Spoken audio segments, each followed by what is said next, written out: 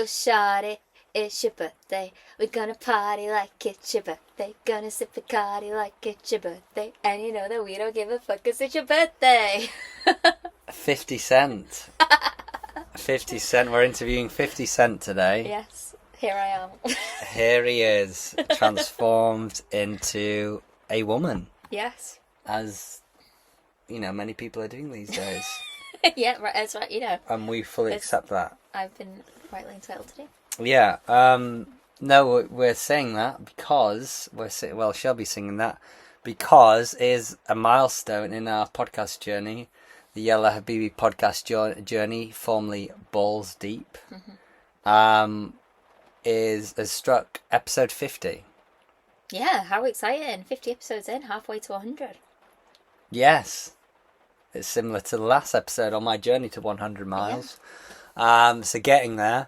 And that would be classed as our golden jubilee. If we were the Queen or King of the UK right now, we'd be celebrating our golden jubilee. Yeah. Gold. Always believe in your soul. Oh, but that doesn't relate to 50, but it still does. Works. Gold. Golden jubilee. Oh, well, the gold bit. Well done. Thank you. You're very quick. On top. You get it from your dad. No, Must it is. Well, yeah. That's very good. You are witted. You're much more witty than I am. I am quite a witty gal. You are a witty gal.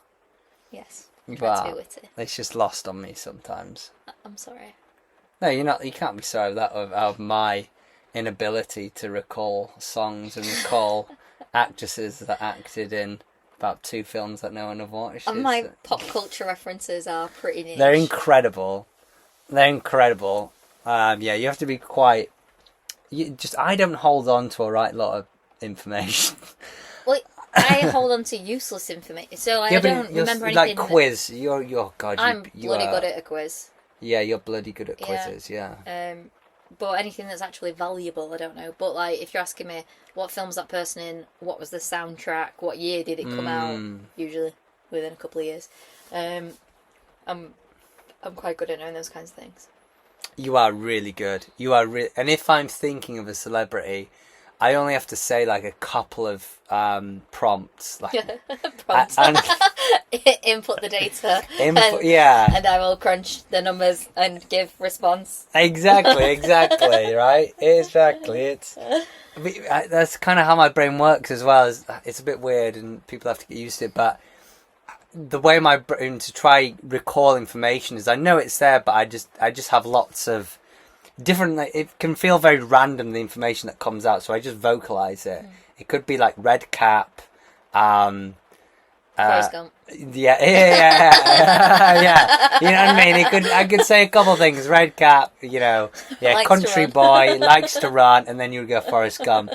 Like that's how my head works. I know it's on the tip of my tongue, but I'd go boom, boom, boom around. It can seem random, but when you put them together, oh yeah, it makes sense. And you've got much better at understanding that.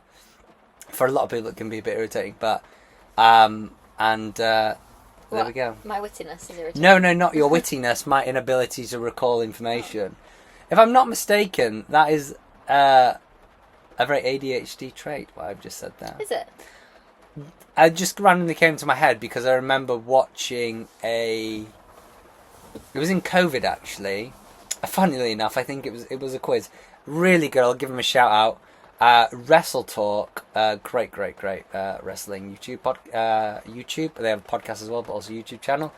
Throughout the COVID, they did what they call Quizzlemania. Ooh. Yes, it was really fun. Everyone was doing quizzes, right? Like we did Zooms, we did quizzes, didn't we? Yeah. It was so WrestleMania is the biggest wrestling show, and so they call it Quizzlemania. Anyway, the guy was talking about it on there. It seems a bit long-winded, but the guy on that quiz was talking about how he records information, how that's how he does it. Is he just random pieces of information, but he'll vocalize them, and then people understand what he's talking about. Interesting. I forgot about. Oh, there we go. There you go. Yeah. Well, we'll one day find out, won't we? We will. Well, sometime soon, no doubt.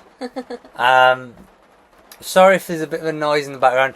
We are in Trailer Swift at the moment, So, you know, when you're inside Trailer Swift, it can be a bit noisy when the rain starts. You either have rain pitter-pattering, or you have a cow giving birth. One of the two. Yes. I've got a Taylor Swift reference on the tip of my tongue. Yes. And it's, I don't know. Oh, wait, no, it doesn't say rain in it. Oh, she's got so many songs with rain in, but about rain. Can't help it if I want to kiss you in the rain, so that's one of them. I like it, yeah. I think I've heard that one. I can't help it if you look like an angel. It's that one. Very good. Well, you have good with the relevant references today, my darling. Thank you. Very and they're good. mostly song-based. They are song-based. It's also, you know, we're singing in the club, and it's yeah, about 50 Cent. Yeah. Actually, by the time this episode goes out, it will have been my birthday. It will have, 31st of May. Yes, and I will be entering my Jesus year, which we've learned about. You might have to explain that a little bit. Well, I'm not religious, but apparently I think 33 is when Jesus died. And people consider it a year in which you undergo like spiritual transformation, and like you know, I don't know. People view it as an important year, because that's exciting. That is exciting. I think that makes it extra special. Yeah. But you're not looking forward to your birthday, are you? No, I mean, I never really do. It just feels a bit awkward, like, you know, people like the attention. And people, I don't know, wanting to celebrate you. It's nice. It just feels a bit awkward. Oh yeah, so I can get that. I know the attention and the gift giving can be, you know, you don't want loved ones to keep spending lots of money on you sometimes, but I don't know. I hope, and I do believe you will shift your mindset on it. Yeah, we'll see. I know, I do believe it, because I like Christmas, for example. I hated Christmas about 7 years, like my mid-20s. I hated it. I was an absolute grumpy pumps with it. I went, it's crap. It's just you've got all the pressure to buy and spend lots of money, and it's just all fake and all this rubbish. And the last maybe 4 years now, I've just stopped being a miserable twat, and just, it's a beautiful time. You get to spend extra time with your family. You get to eat great food. I love gift giving. I really do. So I get to do that. And you just see everyone, and everyone's happy. Everyone's so happy at Christmas. Except for the people that don't like Christmas. Scotch pointed at me. And you just have all eating good food, drinking, and having a laugh. So I love it. I absolutely love Christmas. And I love my birthday too. Good. That makes me happy. Yeah. But I can totally appreciate why people don't like them. I don't like New Year's either. You don't like New Year's. I can get that more. I don't know if you'll shift your mindset on that one. Because I can. No, I think I embrace everything anything now. Where it's like any celebration. A forced celebration is what I'm That's getting at. I love a celebration. But you know, like, I feel like there's pressure to be happy and... What's the sound? It's taking a dark turn. But you know what I mean? Like, it's pressure to be excited about that particular day. It feels like I'm not allowed to feel however I feel. You just got to be happy and love it. You know, because everybody's like, oh, it's Christmas! Oh, it's your birthday! Oh, happy birthday! It's not feeling pretty average birthday, is it? It's happy birthday. And, like, yeah, feels like it's a pressure to feel a certain thing or be a certain way. But it does, you know, you imitated people on your birthday and Christmas, but it does bring happiness to people. So whilst you might see that as fake, like it does bring it put an extra step in someone's foot. Like that joy of seeing their children open their presents, knowing they're gonna go and meet all their friends for a Christmas dinner. Like it does bring people happiness. So I don't think it's totally fake. Yeah. I think people are like genuine. Like this is fucking. You know, this is nice, this. No, I want to clarify. I don't think that people are being fake when they are happy. What I mean is there's an expectation that you will be happy. And so if you're not, then there's, something wrong. Like, I don't know, it feels like I have to be happy at that time because it's a time that brings people happiness, but it doesn't particularly bring me happiness. So then it creates an extra sense of discomfort in that manner. Because if everyone's happy and I'm supposed to feel happy, but I don't feel happy, then, well, I don't like that day. Yeah. Not to be too depressing, but... No, I get it.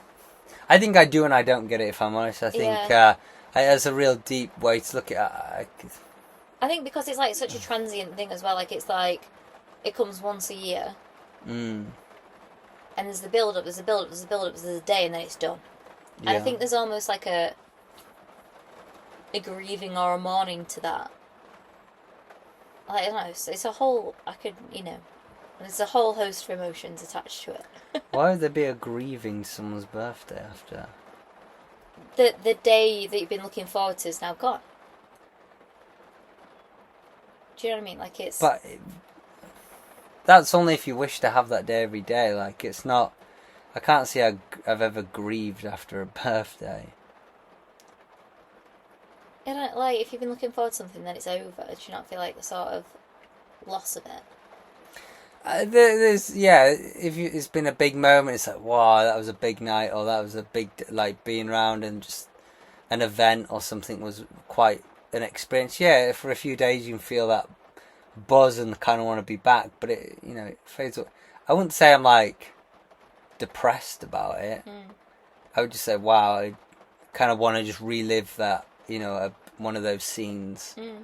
But I think that's a mark of an amazing moment, and I get excited about making the next one. Yeah. So yeah, I appreciate what's past, but I also get excited about the next. I wouldn't say I grieve over it.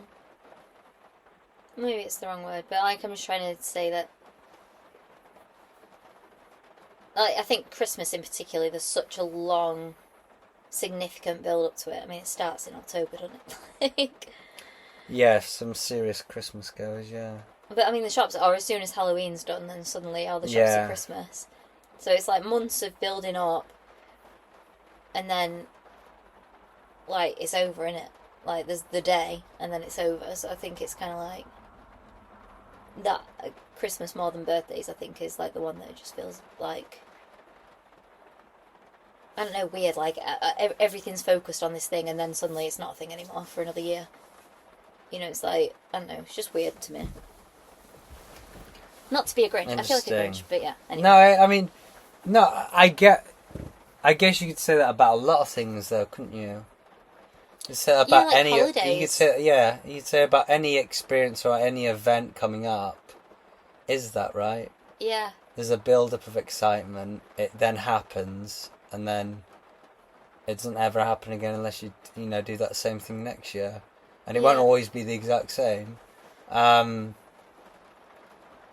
I think there's so much build-up, and then there's so much memory, but the actual doing of the thing is such a small percentage of all of that.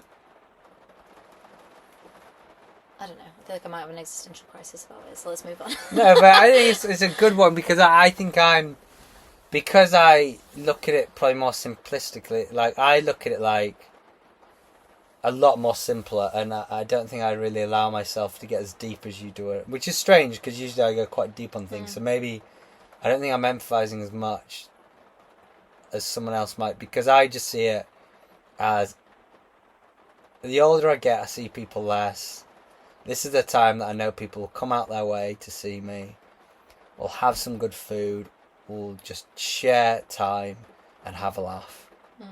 For me, that is a day one. So that I just look at it like that. I don't go as deep. I'm not really fit. So I think that's where I've gotten to with it. That's my sort of like, to me that's great. Yeah. But, what you're saying is, I get it. I don't think I fully appreciate it, but I think it's valid what you're saying. Yeah. Yeah. I think maybe if we had more like, I think if tiny humans appear in our lives, then that would change perspectives. Well, they do say that, don't they? Yeah. They do say it, especially with Christmas. Yeah. See those smiles on their faces. Hmm? All 10 of them. All 10 of them. 9 of them would be dogs. Yeah. Yes, I keep showing dog Yeah. Scott Dachshunds now. But what did you show me today? It was a mini dapple dachshund. Is that what they call it? A dapple dachshund? Yeah, the dapple's like the pattern, like, you know, the spotty kind of. Wow. Because it was a Dalmatian breed though, right? No, it was a dachshund. No, I know it was a dachshund, but I thought... It looked a bit Dalmatian. It's not crossed with a Dalmatian. Oh, I thought it'd been crossed with a No. Dalmatian. They just have like... Oh, right. They call it a dapple effect on them. A dapple effect, that's brilliant. And A dapple effect, so dapple cute. effect, that's brilliant. Yeah. Now I think about of how small a dachshund is and how big a Dalmatian is, I'll leave it there. That would be a bit concerning, really. But I generally thought they'd crossbreeded, and now it's a Dalmatian dachshund. Oh my god, is that a real thing? No, that can't be. Good listener, you've got to Google it. That can't be real. Oh, that's ridiculous. That looks like A Dalmatian Dachshund cross. It was so funny. Yeah, that looks fake. That. It does look fake. That looks probably more real. It looks a little bit like your Jack Russell. Oh, that is weird. If anyone's got a Dalmatian Dachshund cross out of our many listeners, please do send us. Yeah, let us those. know. We'd love to babysit for your dog for a couple days. Yeah, we'll come in. What's that? Trusted pet sitters, house sitters, whatever it is. Exactly right. Well, we're very trusted. We both have dogs, and well, mine has died, but out of love, you know, they eventually die, don't they? Milo's yours too. Yeah. Yes, he is. We do. We love doggos very much. We do. I don't know what we're talking about. There was something, I don't know a segue, but I just want to make it clear to the listeners and everyone in the world that toasters don't work. Do they? No, they don't. If you've got a toaster right now, unplug it and throw it out the window. Because they don't work. No, they're not at all to the level of efficiency as another method of cooking toast. Yes, so we've learned a superior method. And the fact that I haven't realised this before is shocking. Innit? Because I've always been angry at toast, because basically with toast, 2 things go wrong. One, the whole thing's hard, which is never really that fun with toast. It's just, even if you put it on low setting, that's not toast enough, you put it on too high. It's just, the whole thing's too hard. And 2, if you don't eat in 3 minutes, it's cold. And when I'm making breakfast, I take at least 3 minutes until I get to it. So they're 2 crap things with toasters. But Shelby's found a superior way that is going to change your lives. Well, my dad left his pancake pan in the trailer, and it's like, so it's a round. It looks a little bit like a frying pan, but it's totally flat. Like, there's no real lips to it. It just looks like a circle, like an iron circle that you then put on the hob. And so basically, you let it get very hot. On flame is best, if possible. Let it get really hot, then put your bread on it, and then flip it over. Bada bing, bada bum, you got some toast. And it is toasted on the outside, and you can toast each side differently if you wanted. If you wanted to, but you could toast one side. You could, yeah. You're not limited, like by a toasting machine, where it toasts both sides evenly. What if you want one side crispier than the other? So you can toast each side as much as you want, and then the inside remains doughy and soft and delicious and chewy. And it's like, you know, when you go to because I find that hotel breakfast toast is always really good. Because, you know, when you put it through that machine, Yeah. and it moves like a conveyor belt. Yeah. It's even better than that, though, isn't it? Oh, it's better. Because it's toasted on the outside, but inside it's not toasted, so it's still got that bready consistency. Yeah. So it's like doughy. So you can tear it, and it's just so Exactly. So it tears, so you've got the toast, but you've got the dough, and then it just adds so much to it. Yeah. And it's just as quick. In fact, I took a picture this morning of my avocado toast, so I'll add it to the short. There we go. We'll talk about it in the short as well. So, it is superior. And I've got, ever since discovering this, I'm very angry with our toaster. Yeah. I think And- that we need to get those pans for our houses. Yeah, no, seriously, we do. We need to get rid of the toaster. Speaking of segues, is the segue fact that you told me your WTF? I'm assuming not, because it didn't happen this week. Do you remember telling me about what happened to the man who invented segues? Oh yeah, no, no, that's true. No, that's true. The guy, the the creator of Segway, the inventor, he died by driving a Segway off a cliff. It's not funny, it's awful, but Yeah. it's like ironic, isn't it? How ironic! It was his new adventure Segway. That's a So very it was like, adventure. yeah, it was for like off-roading, and he took it too fast. He just went straight off a Oh, cliff. God. What's that? And they've never really taken off, have they? No, I feel like only by like security guards. Mall cops, America, who Yeah. can't run. What film is Today Will Be an Awfully Big Adventure? Is it Peter Pan? I don't know. To I feel die like- would be an awful adventure. Awfully Big Adventure. Right, That's okay. like, because she said it was his adventure thing, and it just made me think of that quote, Today Will Be an Awfully Big Adventure. I feel like it's Peter Pan, or it's something. It's definitely a kid's show or film. It's quite thought-provoking, isn't it? It is. Yeah, Peter Pan. Yeah, J.M. Barrie. there we go. To die will be an awfully big adventure. Spoken by Peter Pan, reflecting on his fearless and adventurous spirit about life and even about the idea of death. Interesting. And that's the boy who never grew up, in it, That is the boy that never grew up. right? It's interesting. So it's strange because we've already hit our segment time. As always, we have a lot more to talk about, but we'll have to get into that in another episode. So it is my WTF of the week. Week. Brilliant. Every week the world gets a little weirder. Let's talk about the strangest thing that went down this week. So, are you ready? I'm ready. A student, 27-year-old Chinese student, has been rescued twice in 4 days on Japan's iconic mountain, Mount Fuji. Oh. So he's been rescued twice on Mount Fuji. Now this is where it gets stranger. It's less strange and just more of an idiot, if I'm being quite honest. So, number one, the first time I don't totally blame, because people still go up on the mountains. You know, maybe this guy wasn't trained, I don't know, but there are certain thresholds, certain periods of time that is classed as in season on Mount Fuji, and that is official trails between July and early September. Everything outside of that, it's not encouraged to climb Mount Fuji, and a lot of out of that period, it's actually snow. So and a lot of the paths are totally covered.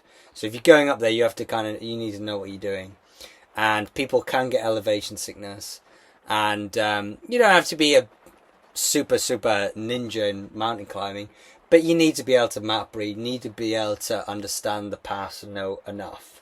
Okay, so this guy goes up, I'm guessing not very equipped. Anyway, he goes up on the 22nd of April and suffers altitude sickness while at 3,000 meters, 10,000 feet. And, he calls it in, and, they helicopter it, the helicopters come pick him up. So they pick him up, and he's taken off to hospital. He's fine. So up to now, that is a normal. It's a shame that happened. I don't know whether the man was unequipped or if he just, got beaten by the elevation sickness. It can happen. So up to now, that is a normal mountain story, right? Yeah. That is, you can't really blame him totally with the information we've got here, like this and all. Well, this kid was angry because he had lost his phone now. I don't know how, but even though he'd used it to get off the mountain, he ends up in the hospital. He looks and he doesn't have his phone or any of his belongings, and he's annoyed that the rescuers have left his phone there, and have left his some of his belongings there, like his backpack and stuff. So he is discharged, and instead of going home, not a day later, I think literally like a couple hours after being discharged, he walks straight up back to Mount Fuji, straight back up to the exact area to get his mobile phone back and his backpack back. Oh my god. And immediately gets impacted by the elevation again. That's so stupid. So the whole thing happens again. He just walks out of hospital, goes up there. The whole thing happens again just to pick up his stuff. And again, he has to call them, and a helicopter has to come get him, and he gets taken back to hospital for the exact same thing. So the public are pretty outraged, and they're, saying, the Japanese locals are saying, you should fine him. Yeah, totally. Which I agree. And saying, it's just a bit of a joke. What a waste of resources. Sorry? I said, what a waste of resources. Well, exactly, right? An absolute waste. Yeah. Like, first time, fair enough. Yeah, it can happen. You know, even to experience it can happen. But to know that just to go and get your stuff. Like, that's so stupid. Like, I know, obviously you don't want your stuff back, but you know that you're going to get sick again. Yeah. And, a silly boy. And I don't think your mobile phone's probably lasted that long if it's on a snowy capped mountain for 24 hours. Yeah, it's probably pretty fucked by now. But the Shizuoka police reminded the public that even in spring Mount Fuji remains snow covered and freezing, and basically they're not going to do anything to him, and just to be mindful, and they discourage you to do it outside of those times unless you're like a trained mountaineering. Because I was going to nearly do it myself, wasn't I? I was going to do it, I think, in April. Yeah. And again, I do feel capable to do it, but I would have preferred to have someone take me up there just for safety. Because it does take, I think we calculated, it takes, you could do it in one day, but it's I think it's like walking for like all day. Yeah, I can't remember. I think it made more sense to do it over 2 days. It was quite long, yeah. And then the cost of the packages for someone to take you up in off-peak was an effing joke. Yeah. It was like 1,000. Yeah. I wasn't paying that. Oh, what an interesting WTF. I thought so myself. I thought, that is quite interesting, yeah. So. You just think that someone wouldn't be so stupid as to make the same mistake twice within 24 hours or however long it was. That's very silly. Yeah, it was very silly. Well, let's take a break from the chaos. Here's something to make you smile this week. It's Shelby's Good Vibes Only. Beautiful. Thank you. I like that. Yet to have a proper jingle, but we'll get there. One day. Maybe by 100 we'll have it. Maybe so. But, really positive news story. Oxford University, I believe it was, has conducted some research and which they've managed to capture on film chimpanzees, what's the word for like doing first aid on themselves and each other with plants in their environment. So like they've been observed doing things like chewing herbs for like a jaw problem. Like there was one chimp that had like an infection in its jaw, and it had found some herbs that it could chew that would take away the pain. And they've been seen to like administer first aid to each other as well using plants. So while this is amazing generally for chimpanzees to know that they look after themselves and look after each other, I mean it tells us a lot about empathy of animals, particularly for their loved ones. It also, they believe, could lead to discoveries of new herbal remedies and medicine. Of course, like if they see, well, they're using that particular, and because when they studied the plants they were using for different things, they had like antibiotic properties for like if they were putting them in cuts and scrapes and things, they'd specifically chosen plants that had those antibacterial properties rather than just like whatever. So really clever, and that really made me smile to know that chimpanzees do that. That's incredible. It just makes you real. I think I think we will look back on these discoveries and probably laugh at ourselves to realise how little we thought of the animals around us. I think this would be one of many, because they've been doing that for a long, long time, haven't they? I don't think that's a new thing they've started, is it? But it's beautiful. I think it's really important that we've captured this on tape now, because for the people who aren't, hugely positive for animals and, making sure we treat them well and treat them as they should, respectfully, I think anything like that can be quite significant in converting people, or not even converting, but just making people empathise more with other living beings on this planet. I think that's the biggest value that would bring, for me, thinking about that. Yeah. Did you like the story? I did like the story. Yeah, I did like the story. I think that's I'd like to see the video later. Yeah, I think that's a beautiful story, and I'd be quite interested in trying out these different herbs. Absolutely. I wonder if they take some, party herbs. Wouldn't that be interesting? Yeah, because I guess magic mushrooms and stuff would occur in the wild. I wonder how many animals eat them. Yeah, no, that's interesting. I believe they would. We do it. Try, even all the way back to when we were tribes, we did it.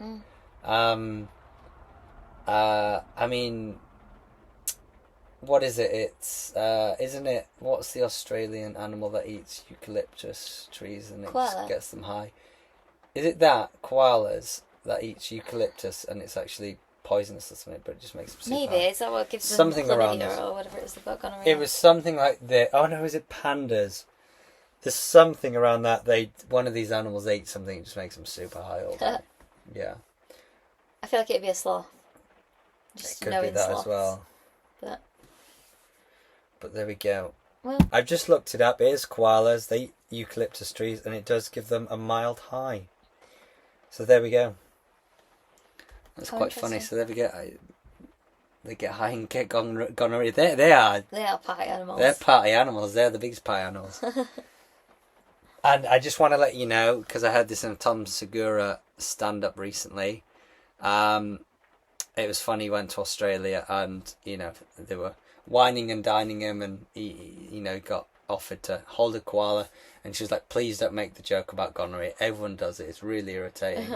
And she says, please can you share with everyone, even though they have gonorrhea, there's no way it can transfer to humans, even if you were to so his whole bit was, so it's okay guys, you can fuck koalas, you can fuck koalas. So that was his way of sharing the message for her. The zookeeper. I bet she was mortified. That one backfired. It's funny, innit? So, yeah. I'll leave it at that. But we're an animal-loving podcast, but not in that way. We're a respectful podcast. We love animals, but not like that. Not like that. It's been a great episode. Yes. Another adventure wrapped up. But the journey never ends. Keep your bags packed for the next one. And remember, when in doubt, just say, Yalla Habibi. See you next time.